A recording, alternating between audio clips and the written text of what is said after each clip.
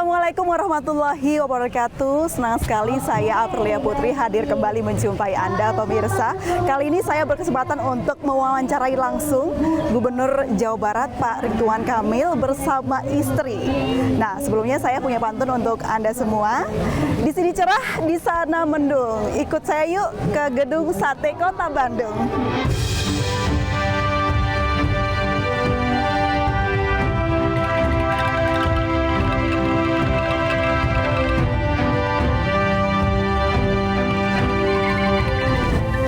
Ya, pemirsa, saat ini saya sudah berada di ruangan kerja Gubernur Jawa Barat, Bapak Ridwan Kamil. Langsung saja yuk kita masuk untuk bersilaturahmi.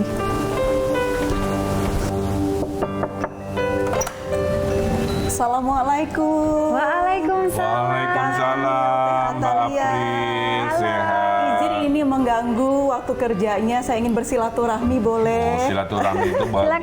Silakan teh. Panjang silaturahmi, panjang. Duduk aja. Ya. Boleh sambil lihat-lihat ruangan. Boleh banget, boleh. Silakan teh. Nah, iya.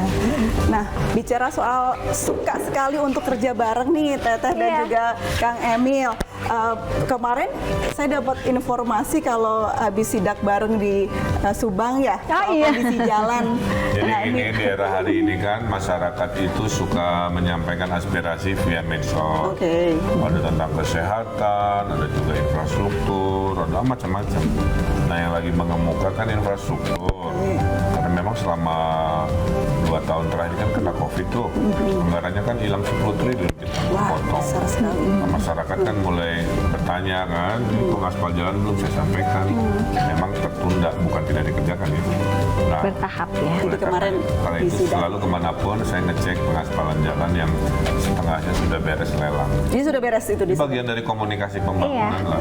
Kebetulan menghadiri acara di DPRD kan hari jadi Subang. Pakaiannya mesti pakaian adat gitu. sekalian ya. Ganti baju repot aja. Kagok, udah aja deh sebentar Inspeksi dulu. kapal jalan masih pakai beskap. Tapi ini untuk persiapan arus mudik juga ya pasti sekali. Ya betul, supaya arus mudik orang tidak terhambat, lancar, mulus. Makanya saya prioritaskan daerah-daerah jalur mudik didahulukan.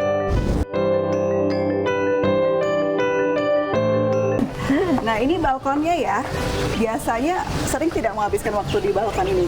Biasanya saya ada meja buat lihat, karena Mbak April bisa lihat kan sepanjang mata memandang pohon semua. Makanya betah di sini. Di tengah kota kayak di hutan kan. Nah, biasanya di depan sini itu selalu ada kegiatan masyarakat juga. Kadang-kadang ada senam bersama, ada bazar, ada macam-macam di Bawahnya sini. kan. Nah, apalagi ini nih jelang arus mudik ya, Bang. Ini ada Nah, penting. himbauan tidak nih untuk warga Jawa Barat yang Pertama, mudik? silakan mudik. Gitu deh. Akhirnya. Akhirnya mulai Karena mudik. pernah dilarang, sekarang boleh. Tapi atur jadwalnya, jangan semua diakhir-akhirkan, bisa lebih dulu atau apa. Kedua, pelajari rutenya kan. Rutenya itu banyak pilihan, bisa utara, lewat selatan dan lain sebagainya gitu. Yang ketiganya tentu kalau pakai kendaraan sendiri, persiapkan kendaraannya sebagus mungkin. Onderdilnya, mesinnya, Dicek persiapan kesehatan bensin dan sebagainya. kendaraannya ya. Karena keamanan Dan yang utama. kalau jangka panjang lewat 8 jam istirahat dulu Ya. per berapa jam gitu. Jangan Kalau dipaksakan. dari Teteh ada himbauan tidak untuk ibu-ibu nanti yang akan Kalau mudik? Ini ibu-ibu paling rempong ini pasti. Iya, paling rempong karena ibu-ibu yang harus nyiapin semuanya biasanya gitu ya. Yang paling penting juga adalah keamanan rumah yang kita tinggalkan.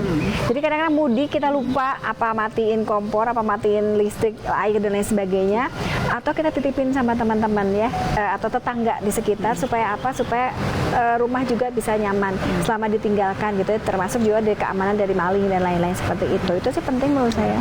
Tapi yang dipikirin ibu-ibu Teh selain juga nanti pusing mikirin persiapan mudik, sembako nih Teh. Hah? Ya kan?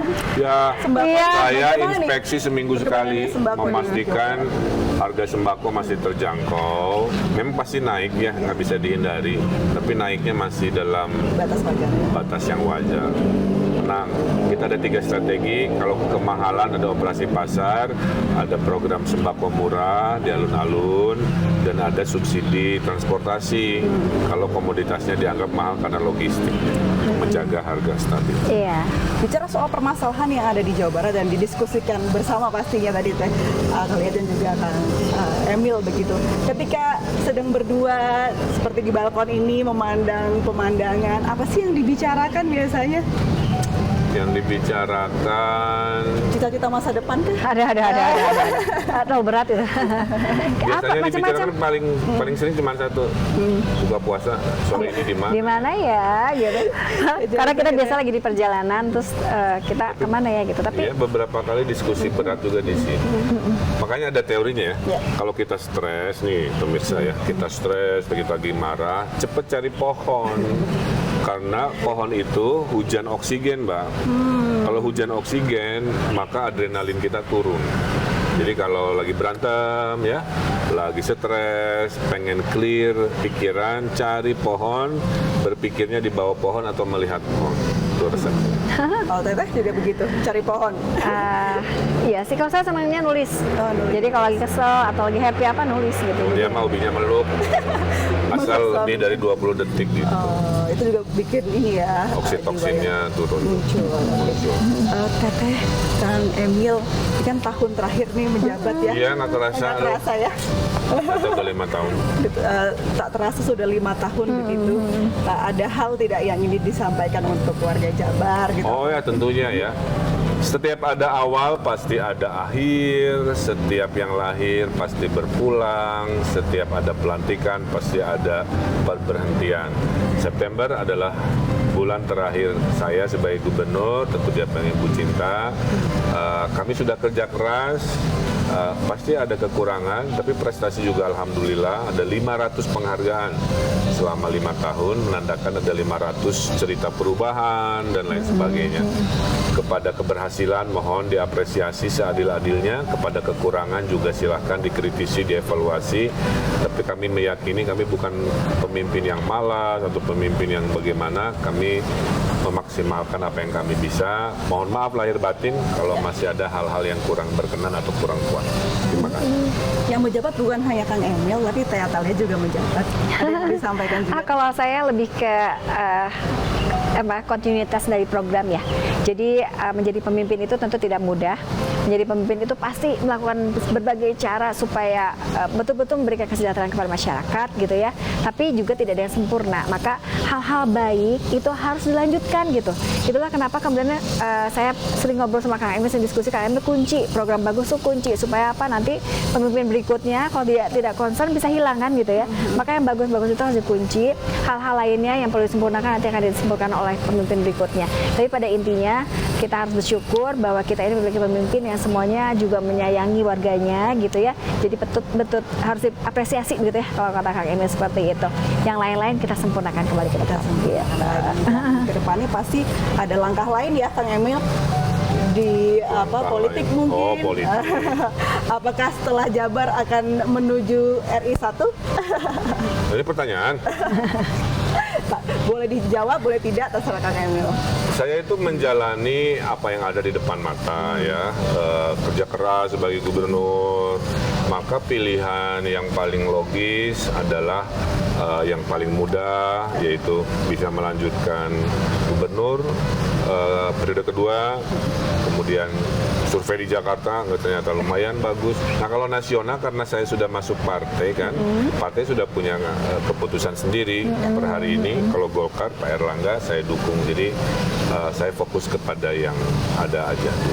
Tapi satu hal sebetulnya, karena Kang Emil itu kan sebenarnya arsitek ya. Saya tuh melihat Kang Emil tuh kalau di tengah-tengah lagi ruwet gitu, lagi pikiran banyak, justru pelampiasan atau pelariannya itu ke menggambar. Karena itu adalah dunia yang dia cintai kan. Jadi sebenarnya kalau menurut saya Kang Emil mah aman-aman aja lah.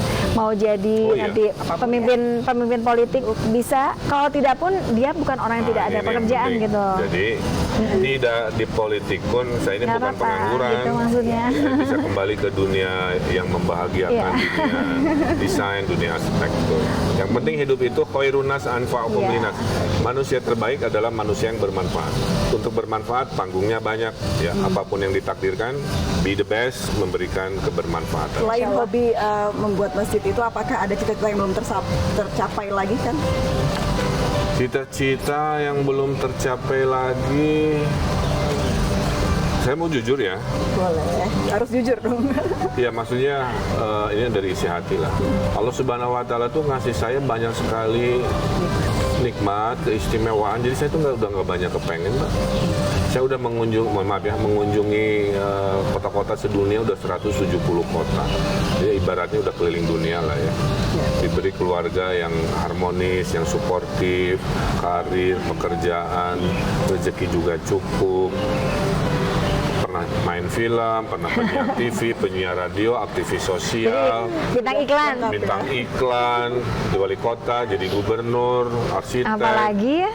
Wah, gitu coba. Jadi kalau ditanya apalagi yang belum, saya tuh bersyukur ya Allah ngasih Iya, saya banyak Masya dimensi di usia saya yang baru 50-an udah banyak sekali. Jadi agak susah menjawabnya karena semua kepengen mayoritas sudah Allah berikan. Alhamdulillah.